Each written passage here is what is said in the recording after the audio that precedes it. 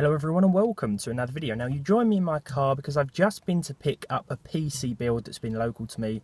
I actually have no idea what the specs are inside this thing. It cost me £40, roughly 50 American dollars, and I just thought I'd buy it anyway. The description was Intel PC, quite old, still fully working, so I thought I'd go and pick it up as the sort of mystery box and see what we've got inside this thing. So the first course of action when I got home was to take this system out into the garden because it was covered in dust, as you would imagine from an old PC like this. For those of you familiar with Dave the Seagull, yes, that's his son or daughter who sits on top of the shed whinging all day for food. So now I'm stuck with two seagulls.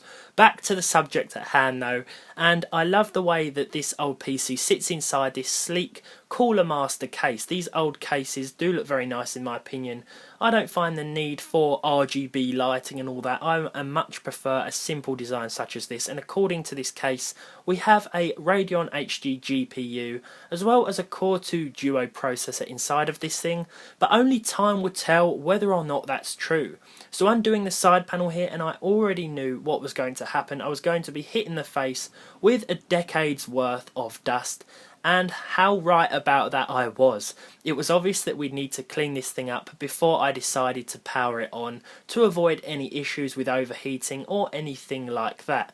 I don't think this has been used in a while because the person I bought it from had just invested in a laptop, and as you can see here it does look a little bit grim. I was pretty happy to see the Corsair 650 watt PSU inside of this thing though, which meant that if I ever did want to upgrade from this GT240 as it turns out, then I should be able to do so without much in the way of limitations. This Inno3D card here features 96 CUDA cores and a 550 MHz core clock with 512 MB of DDR3, but unfortunately it does only support up to DirectX 10.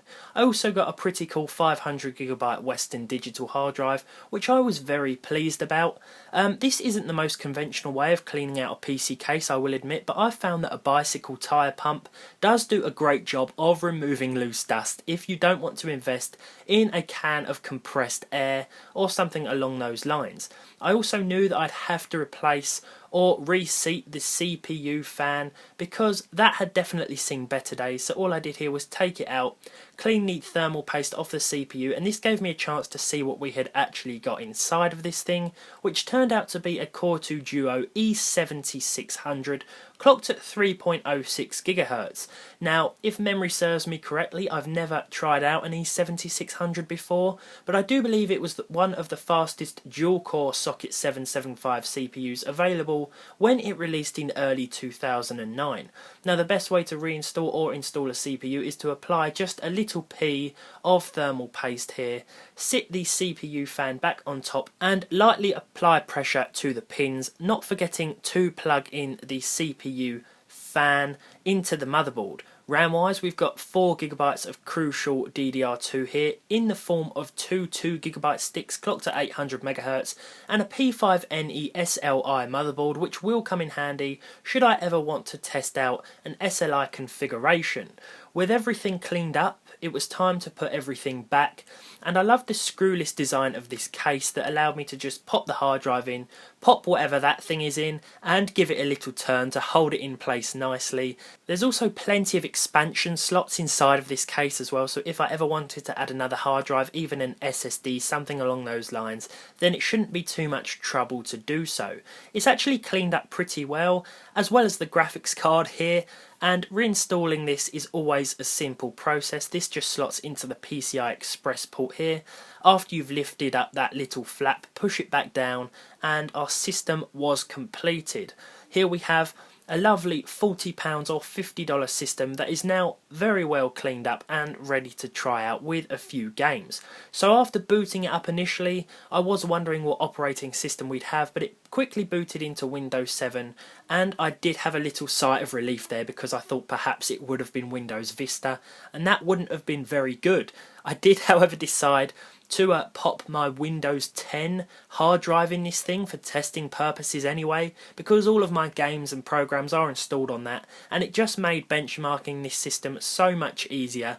Windows 10 is definitely the OS I'd recommend these days, although I was sad to leave Windows 7 behind. Now though, it's time to test out the power of our old computer, and first of all we tried out Cinebench R15.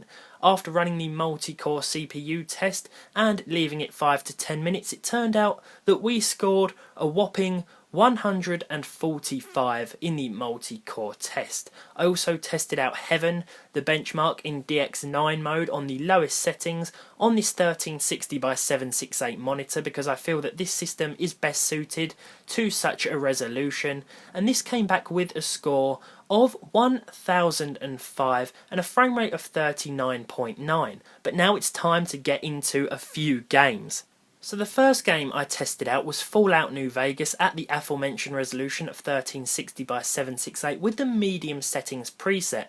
On an open road like this it ran very well, but should you venture into busier town areas then the frame rate will drop, just as it did when I turned around here to take a look back at the city.